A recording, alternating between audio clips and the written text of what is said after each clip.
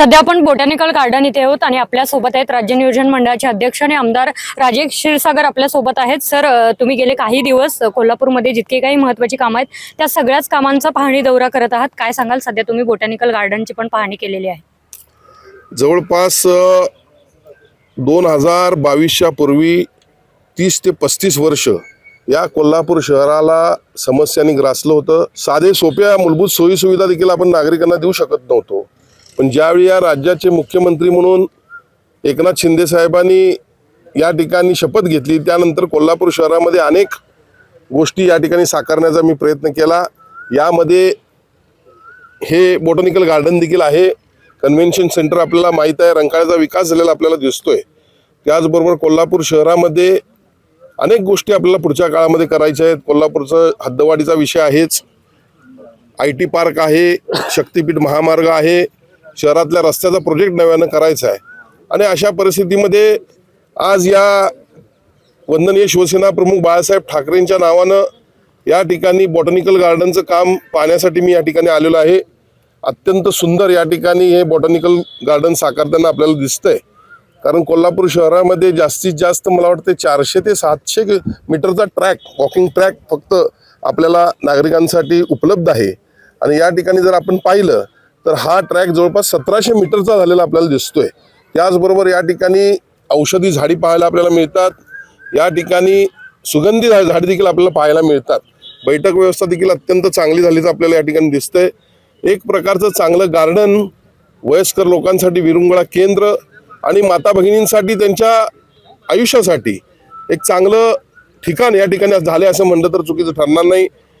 मी माहिती घेतली, कोल्हापूर शहरातून देखील अनेक नागरिक, अनेक वयस्कर नागरिक या ठिकाणी फिरायला येतात। मला याचा आनंद होतोय। अशा पद्धतीनं कोल्हापूर शहराचा विकास करण्यासाठी अनेक उपाययोजना पुढच्या काळामध्ये आपल्याला करायच्या आहेत।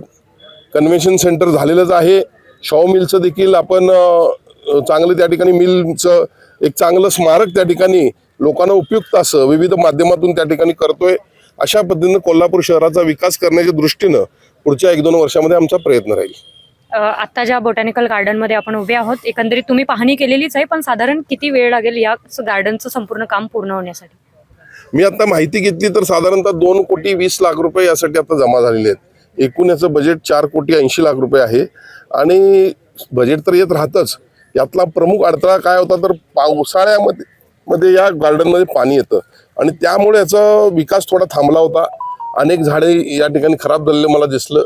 लवकरात लवकर शासनाचं काम एकदा मंजूर झाली की निधी तर येत असतोच आणि त्यामुळे लवकरात लवकर या ठिकाणी हे गार्डनचं जे काही स्वरूप आपल्याला या ठिकाणी निर्माण करायचं आहे ते करण्यासाठी आमचा प्रयत्न राहील। अगदीच एक शेवटचा आणि महत्त्वाचा प्रश्न असेल, तुम्ही गेले काही दिवस रस्त्याचं काम असू द्यात किंवा मग गटारींचं काम असू द्यात किंवा मग कन्व्हेन्शन सेंटरचं सगळीच कामं असू द्यात, तुम्ही स्वतः ॲक्शन मोडवरती येऊन सगळी कामं बघतायत। गेले 15 दिवस आम्ही बघतोय, ॲक्शन मोड तुमचा वाढत चाललेला आहे दिवसांदिवस। काय सांगाल एकंदरीत कामांबद्दल? कोल्हापूर जिल्ह्यामध्ये अनेक लोक नेते म्हणून स्वतःला घेतात, पण ते झोपी गेल्यासारखं मला दिसत होतं। गेल्या 25-30 वर्षामध्ये सत्ता हातात होती पण कुठलंही काम करायचं नाही अशी एक भूमिका होती आणि अधिकाऱ्यांना देखील थोडी झोप आली होती। आणि ही झोप उडवून या ठिकाणी कोल्हापुरातील जनतेला, या ठिकाणी समाजाला योग्य तो न्याय देण्याच्या दृष्टीनं आम्ही पावलं उचलली। आणि आपल्याला माहीत आहे, माझ्यावर पालकमंत्री असतील, माझे सगळे सहकारी असतील, वारंवार कोल्हापूर महानगरपालिकेच्या समस्यांसंदर्भात आम्ही बैठका घेतल्या आणि कोल्हापूर शहरातला प्रामुख्याचा जो रस्त्याचा प्रश्न होता, अत्यंत गंभीर प्रश्न होता। यामध्ये विरोधकांनी फक्त आरोप करण्याचा प्रयत्न केला पण सत्यता लपवून ठेवली होती। ही सत्यता पुढे घेऊन आम्ही 100 कोटीचे रस्ते आज पूर्ण करत आणलेले आहेत। खऱ्या अर्थानं त्यावेळेला 25% काम पूर्ण झालेलं नसताना 100 कोटी खर्च झालेले आहेत आणि रस्ते खराब झाले अशा पद्धतीचे आरोप आमच्यावर करण्यात आले। पण सातत्यानं मी आणि पालकमंत्र्यांनी या संदर्भात बैठका घेऊन आज कोल्हापूरचे रस्ते सुस्थितीत आणलेले आहेत। त्या ठिकाणी आपला प्लांट जो होता, डांबरी प्लांट, तो खराब झाला होता, तो तयार करून घेतला, कारण जेणेकरून छोटे छोटे रस्ते खराब झाले असतील तर त्या ठिकाणी आपण खड्डे मुजवून पुन्हा नागरिकांना त्या ठिकाणी दिलासा देऊ शकतोय। आणि त्यामुळे रस्त्याचा प्रश्न बऱ्याच अंशी या ठिकाणी निकालात निघालेला आहे। पुढच्या काळामध्ये असे छोटे मोठे जे काही प्रश्न असतील ते सोडवण्यासाठी आम्ही कटिबद्ध आहोत।